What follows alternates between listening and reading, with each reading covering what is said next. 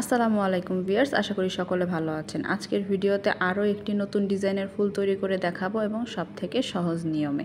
আমি কিন্তু সবসময় চেষ্টা করি আপনাদের কিন্তু সবথেকে সহজ নিয়মেই কিন্তু ফুলগুলো তৈরি করে দেখানোর জন্য। তো তার জন্য কিন্তু এইখানে আমি প্রথমে কাপড় নিয়েছি। কাপড়টিকে কিন্তু আমি এখানে 3 ইঞ্চি করে 4 কোণা করে কিন্তু কাটিংটা করে নিয়েছি। এবার একটি কাপড় নিলাম, কাপড়টিকে 3 কোণা করে আমি কিন্তু ভাঁজটি দিয়ে দিচ্ছি।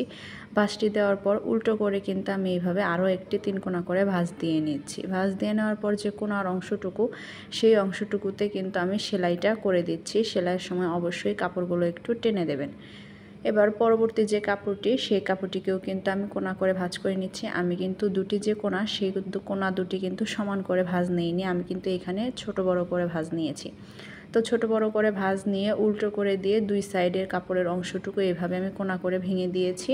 তো ভেঙে দেওয়ার পর যে বন্ধ অংশটুকু, ওপরের যে কোণার অংশটুকু, সেই অংশটুকুতে আমি সেলাইটা করে নিচ্ছি।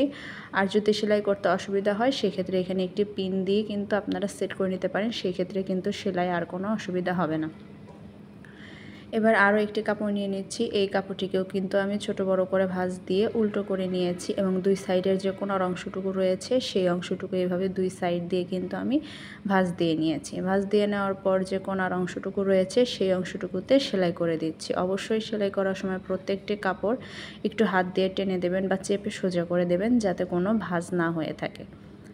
তো আমি কিন্তু এখানে টোটাল 5 পিস কাপড় ব্যবহার করেছি, সেই ক্ষেত্রে কিন্তু আমার ফুলের পাপড়ি কিন্তু 5টি হবে। আপনারা চাইলে এখান থেকে 6 থেকে 7টি পিসও কিন্তু কাপড় ব্যবহার করতে পারেন, সেই ক্ষেত্রে কিন্তু ফুলের পাপড়ির সংখ্যাও বাড়তে হবে। এবং এইখানে যেহেতু আমি এক রঙের কাপড় ব্যবহার করেছি, আপনারা চাইলে কিন্তু এখানে 5টি কাপড় 5 রঙের ব্যবহার করতে পারেন, সেই ক্ষেত্রে কিন্তু ফুলটি আরও কালারিং হবে।